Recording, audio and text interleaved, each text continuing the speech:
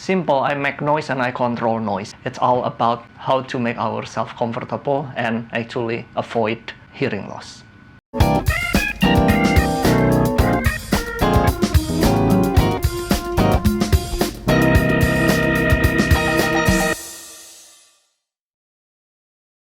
I grew up in Purwokerto, Central Java, Indonesia.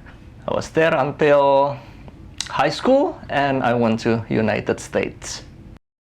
My family is a typical merchant family, and of course, being in Purwokerto, I speak Javanese language, which is Purwokerto language. And my elementary school and middle school, I was at Catholic school, so it was private. And my high school was public.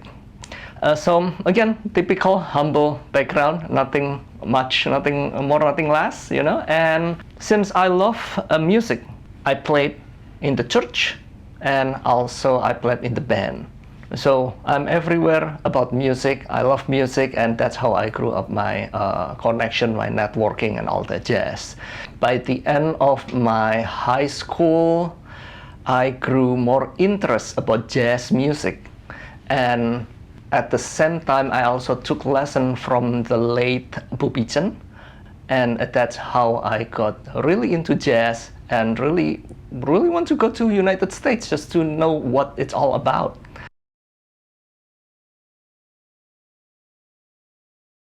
When I took lessons with the late Bubichen, he just fueling my curiosity more and more.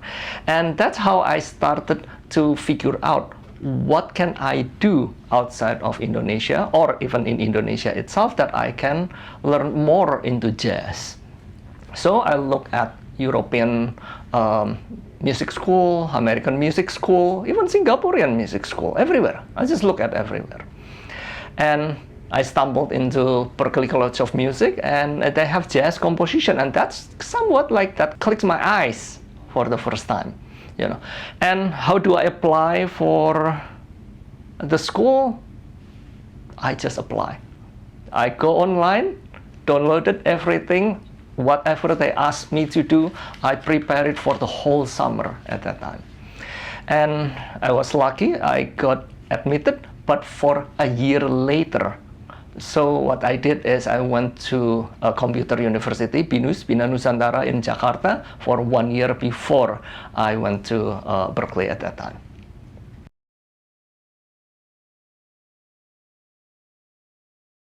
When I applied Berkeley at Boston, my family or I do not have much knowledge about how expensive certain parts of United States can be.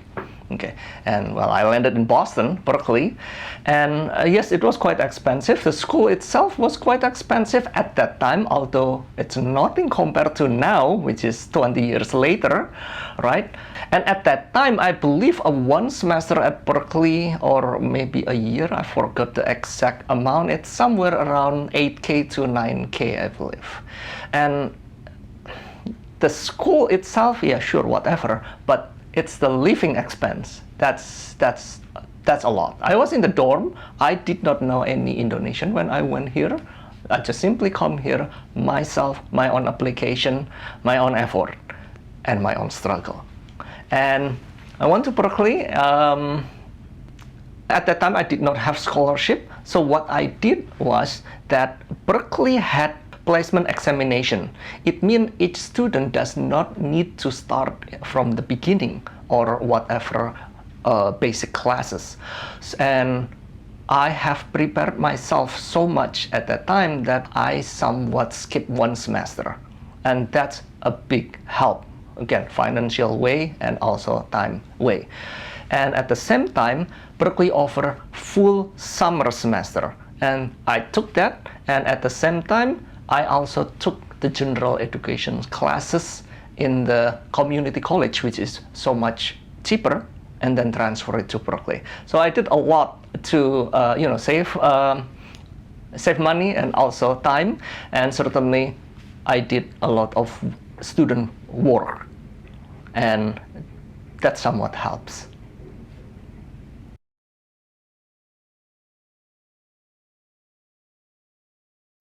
So when I went to Berklee, originally I was there for the jazz composition. I love jazz and I wanted to take a jazz performance as well. And then I changed my mind. So I took a double degree in jazz composition and music production at the end. And that keeps me busy, keeps me very busy. Specifically the music production. The studio is open for practice time from 6 p.m. until 6 a.m. And that just simply take a lot of my time, rest time and all that jazz. And yet I still have another major that I need to deal with, including student work. So since the beginning of my time, I've been so school-oriented a lot. And things goes fast, basically. Since I'm in the dorm, I met a lot of Americans, and now there is a saying that if you want to teach your kids language, it's best for them just to learn it with a native, right? And yeah, my English was just okay. My TOEFL was not that high, the score, and I'm just okay in English at that time.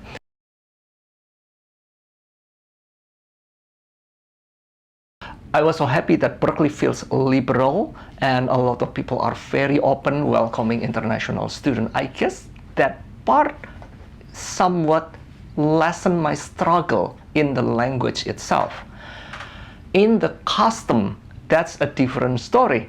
Now, how we joke in Indonesia, how we make fun of other people, how we just play around with people are very different with American. So that, again, luckily I have a lot of American good friends that's close to me within that first semester, and they just say, "Hey, Hadi, that's not cool. Don't do that. Don't do that." I'm like, "Oh, okay. I'm learning. Thank you for telling that." So I was lucky that I had friends who are willing, just next to me, guiding me and telling me what not to do in United States, and I can be freely open to them of things that I can or I cannot do as well. And again, that somewhat lessened my struggle. So when you're asking what's my biggest struggle here, language is probably one of my biggest struggle. However, due to my workload are so high in the school itself, double major, and I had student work activities and all that jazz, things doesn't feel like struggling for me. I just keep moving on. That's the idea, just keep moving on. Just to add, back in, I believe 2002 or 2004 or something like that, I was also participating in Indonesian International Folk Festival, representing Indonesian as well, twice.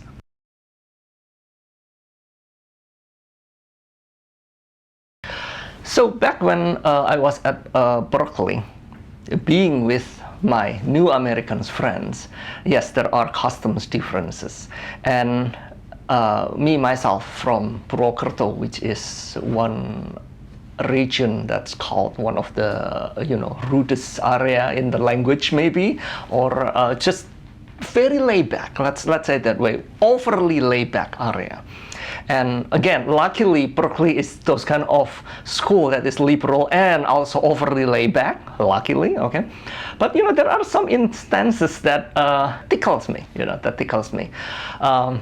Indonesian language, when you are close to someone, sometimes you touch someone's head when you are already close, for sure. Or push someone's head, hey, like that. That's not cool in American. I saw some American doing it. So I'm like, hey, to my friend like that. I'm like, oh, whoops, okay, oh, sorry. That's not cool.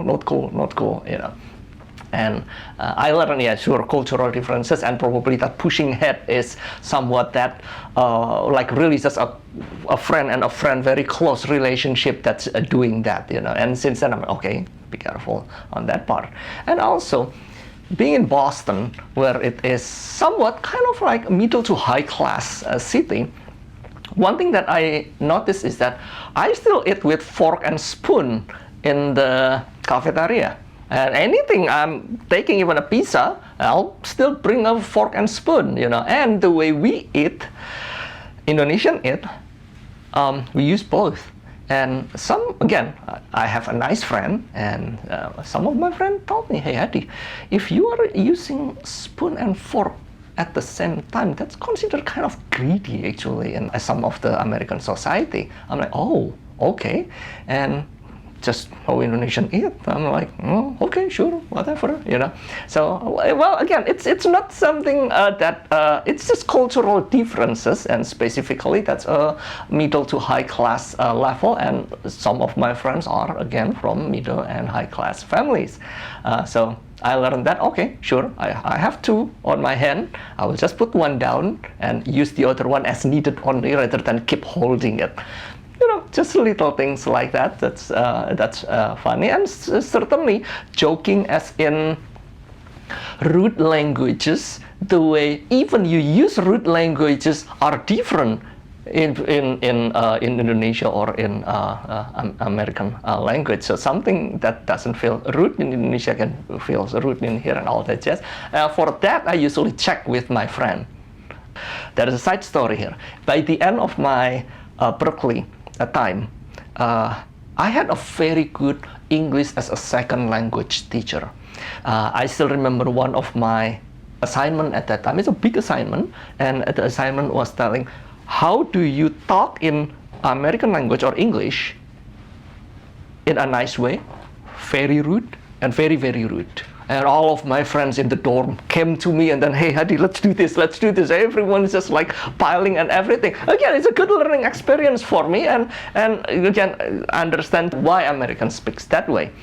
And at the end, I also found out there is a small book written by an English professor here, which is called English as a Second Fucking Language.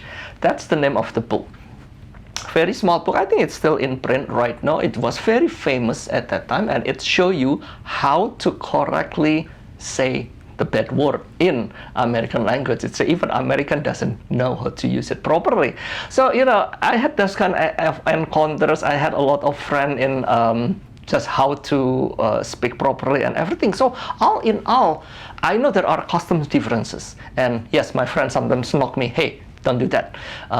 Or keep it down, don't say that, or something like that, which is good. So my first and second years, I believe I can say that I was blessed to have those kind of friends around me, help me with my struggles and everything. And by the third year, I'm somewhat used to American custom at that time, and I'm also easy with eating. In Boston, there is not much Indonesian food at that time, so I'm good with American food as well, and that kind of helped me as in socializing and all that jazz.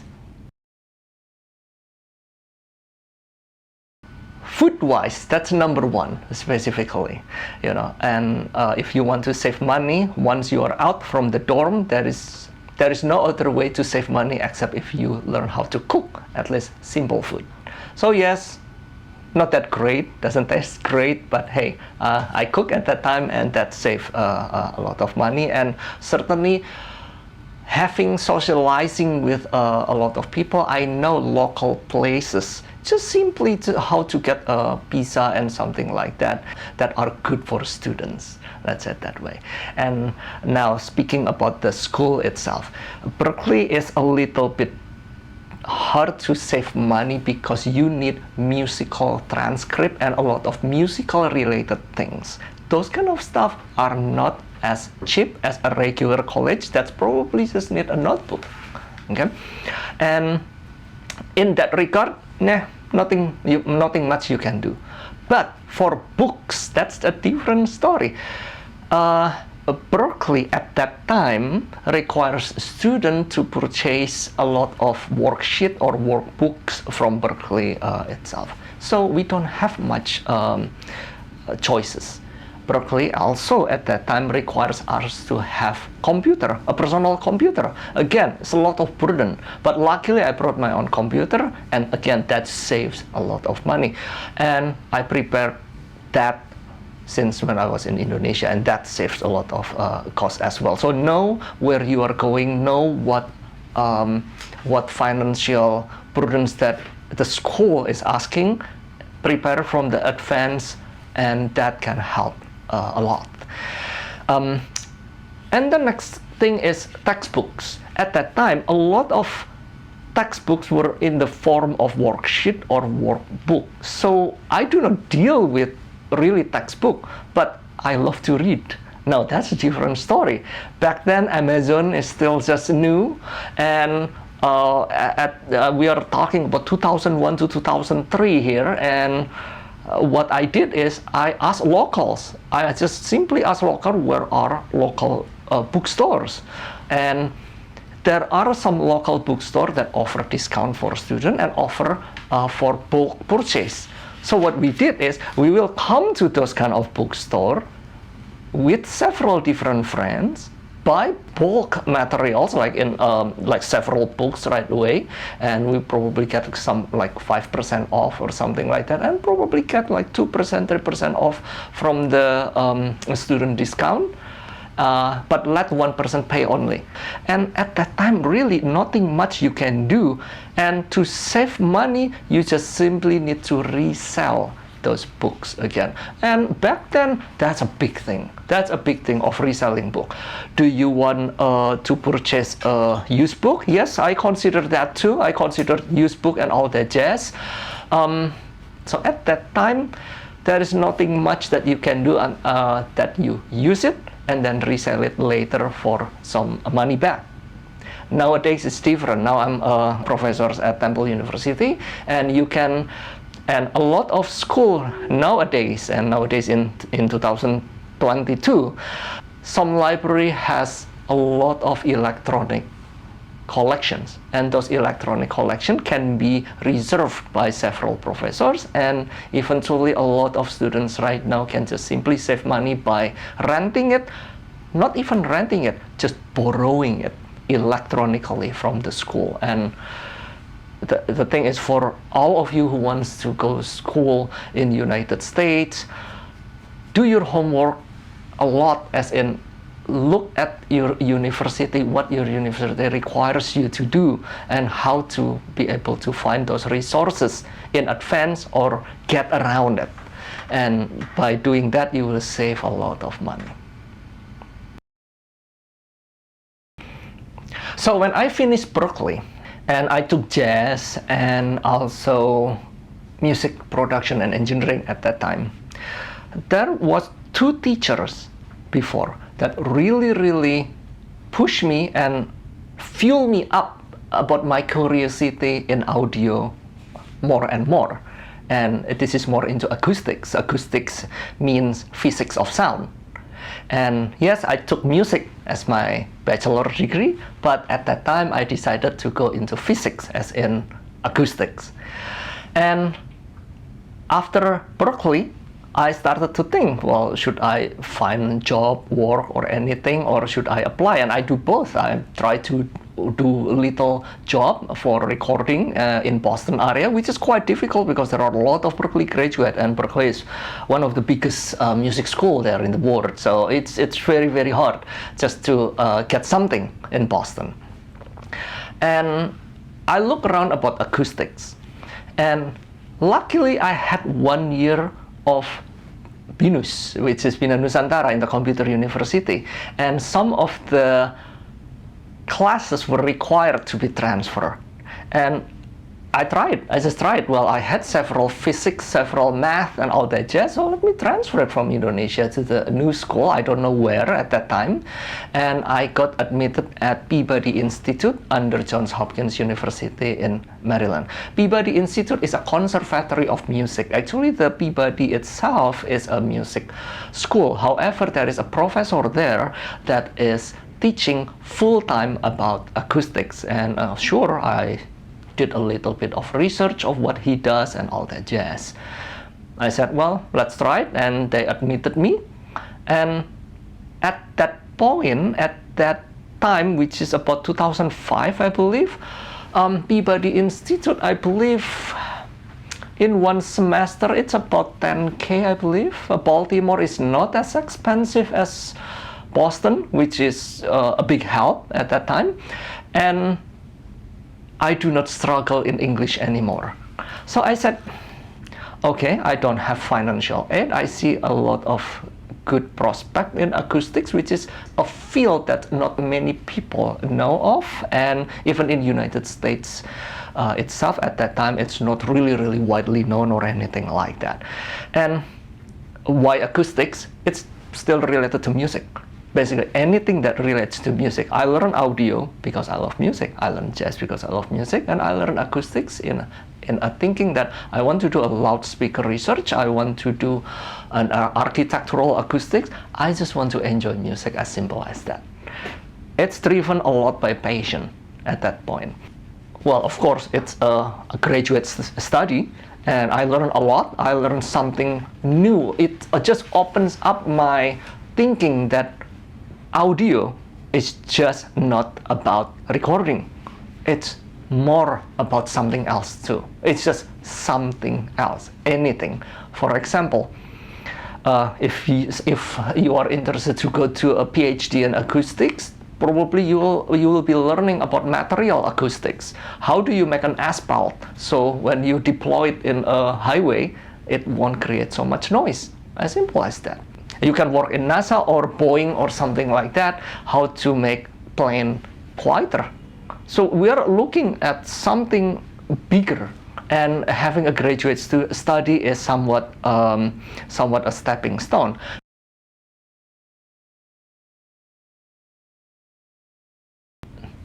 I was lucky that I accepted into a company in Philadelphia, in Chester, actually, a loudspeaker company. At that time, it was Community Professional Loudspeaker. Right now, it's already purchased and bought by other company.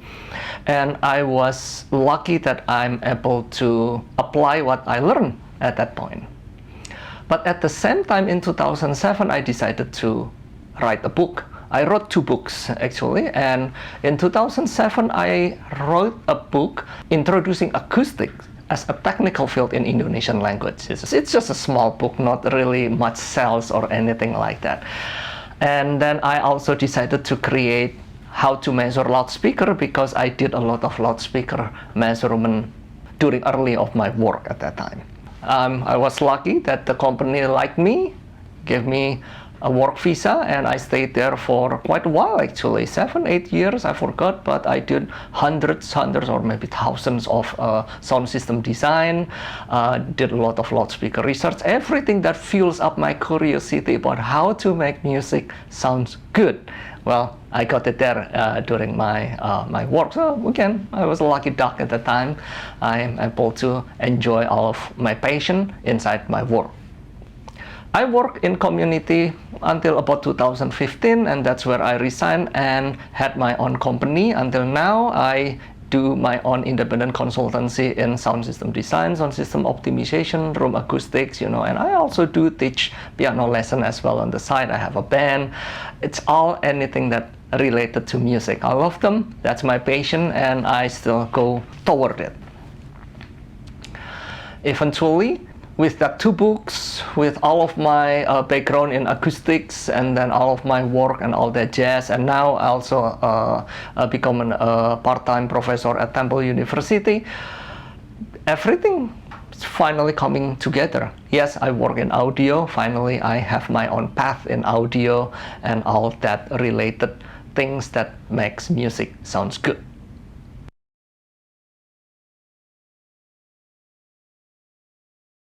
Some of the challenging projects at that time were doing some mosque in Middle East. Some of those mosques are so huge, so big, that when you talk, the sound doesn't stop 4 seconds or 5 seconds later. And nothing you can do to the architectural acoustics, because those are historical. And you cannot put panels, you cannot put anything, none, zero. It just has to be done from the sound system. Yes, sound system gets expensive, and those are some of the challenging projects that we just need to figure out of what product that community has at that time that can overcome that situation. Another example is a stadium. A stadium just requires a lot of outputs from the speaker. Well, think about when you are in a soccer game, baseball game, or anything like that. Everyone's cheering, everyone is yelling, screaming, and all that jazz. And the sound system needs to deliver a clean sound above that noises, and yet still need to provide a clear speech intelligibility. Speech intelligibility is one big thing in sound system, and all of those things probably doesn't seem that important, but once you spend 20,000 or more to get a sound system installed, well, certainly you don't want a failure in that installation. So, you know, a lot of my work at that time was mostly into sound system design, and luckily I had a background in acoustics, and that helped me. And at the end of my time, I was dragged more into loudspeaker research and development. At that time, I did basically to how to make a speaker sounds good, you know, following all of the news technology and all that jazz. A noise problem, a noise pollution problem. Once I got called, this has been a while, I don't know the detail. There was a high school football field. Right about 100 or 200 feet from there, that's the neighborhood. And that's a high-class neighborhood.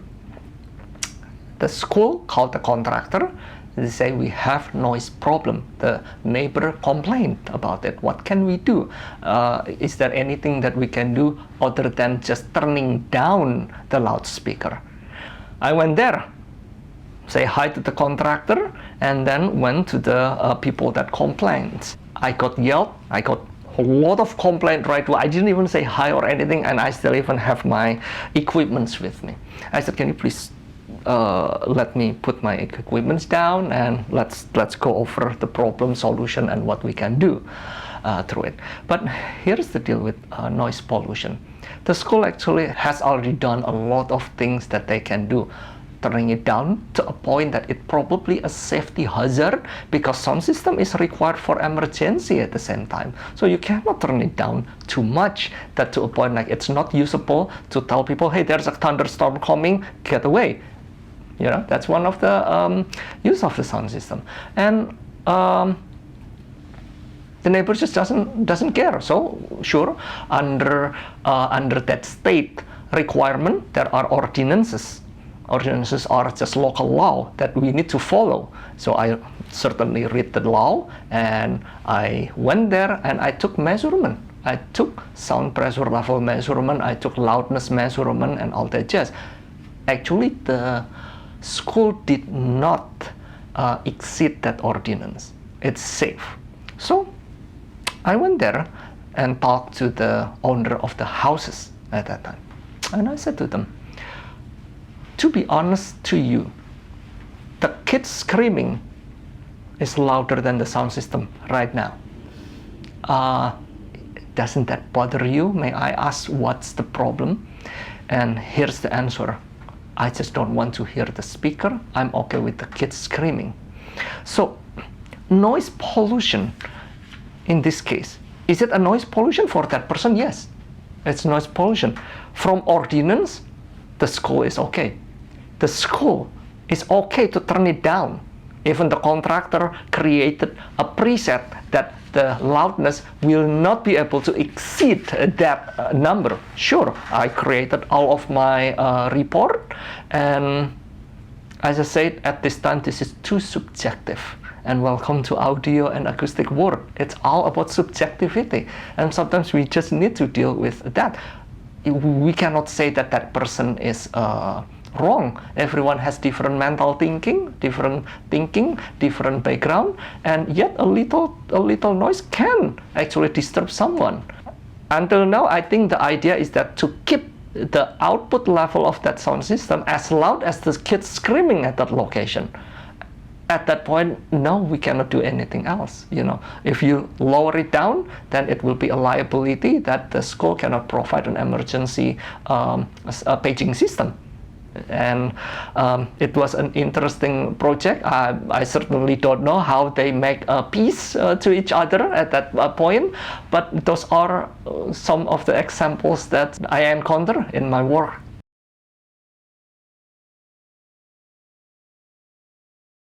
One thing that relates that from my experiences in United States, as how I work here, but not only United States, international work that I do in United States, is that in Indonesia, as a religious country, that house of worships do need attention.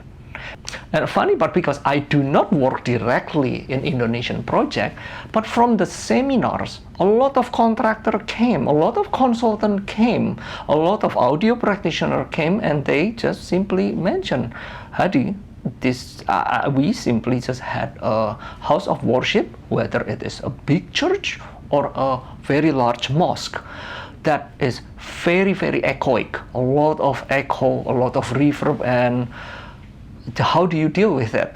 And typically I said to them, well, you are in the right seminar, because that's what I'm going to talk. And it becomes such a heated conversation usually in the seminar. A lot of people ask about it and all that jazz. Now, if we are talking about the importance of sound system in Indonesia, specifically as a religious country, then yes, it is very important, because the religious leader needs message, and those message needs to be delivered clearly to all of the attendees in the house of worships. And so from what I said previously, I think it is quite important that sound system should be intelligible, should be comfortable to people. Now, the word comfortable is again something that's quite important to understand. Even inside the house of worship, things cannot be too loud, things cannot be too harsh, things need to be comfortable. And this sound distribution outside of the worship location can be a problem. I'm not saying it's a problem. It can be a problem specifically for people who has more sensitivity to sound, and certainly we cannot just ignore those people. I mentioned before, some people just do not want to hear sound from a loudspeaker, period, whether it is low or loud. And some people can actually get startled or feeling uncomfortable with extra sound that's around their house. And really, in Indonesia is a tropical country, hence we usually open the window, and sound can easily get inside, and it can provide some kind of annoyance. The idea of religious practices in the United States, there are local ordinances that restrict and also contain the sound, that a worship place must be defined. This is a worship place, and as much as possible that people surrounding it that are not using it as a worship place must not hear or annoyed by any sound that comes from it. And I believe ordinances in Indonesia must be reinforced, and also understanding that a certain loudness shouldn't be going over a certain limit. That must be studied, actually. I'm not quite sure whether that's studied or not in Indonesia, but I'm pretty sure there are several universities that's already starting doing acoustics and dealing with psychoacoustics, psychologies on how people accept sound as an annoyance or as something that's comfortable.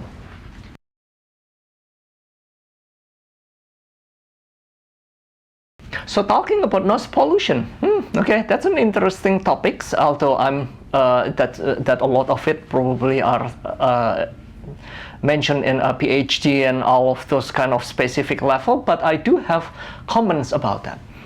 Noise pollution and the effects to people. This is something that I actually see it myself.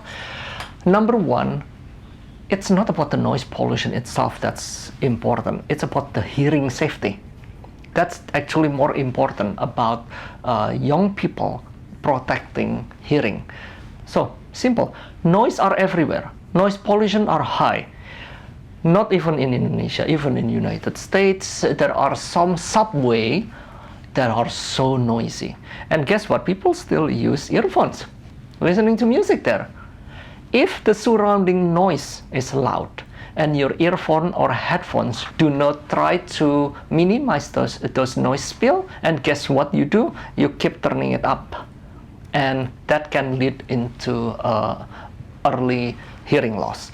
So noise pollution, in my opinion, is very dangerous for hearing safety, and actually that's what a lot of things that I mentioned in my first book all about. So in my opinion, noise pollution itself can drive someone's nuts for sure, yes, but the idea is not just that. It can create a higher chance of younger generation to have hearing loss, and that's something that everyone actually should understand. But at the same time, though, we are also looking at several people who just simply do not like noise.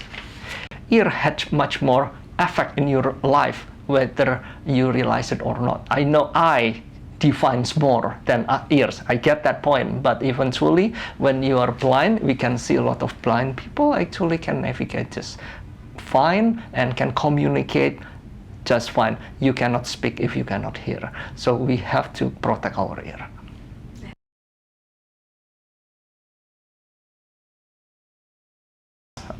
What is audio? Audio is an electronic representation of sound, period. I'm just making it simple.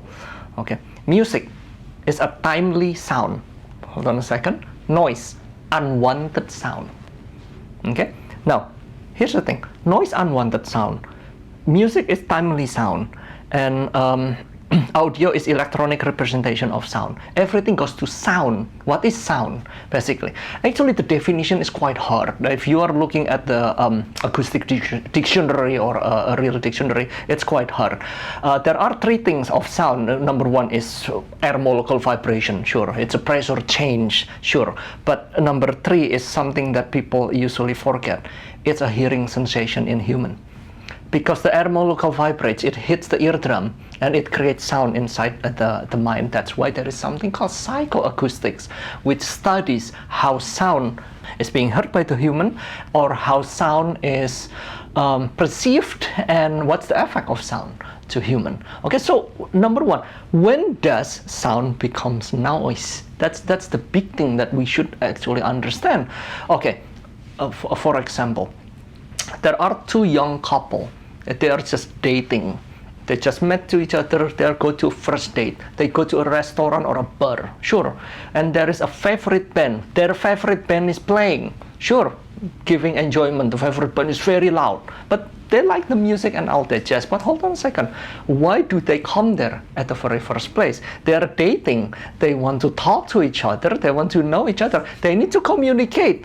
So if we look at this example, it's the music from the band, which is favorite songs for them, noise or actually music. It's probably not timely for those couple. So yes, a pleasant sound can be a noise.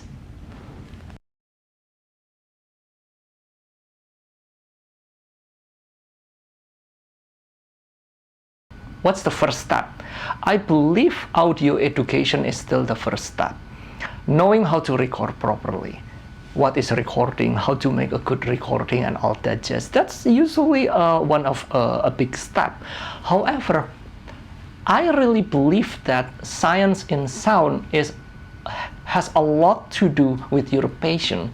So if you are not passionate in music or in audio or just how to make sounds good, that can give you a little bit setback in maybe emotional or maybe just at the back of your mind. So for those who are really into music, who are really into audio, yes, you can expand yourself of studying acoustics.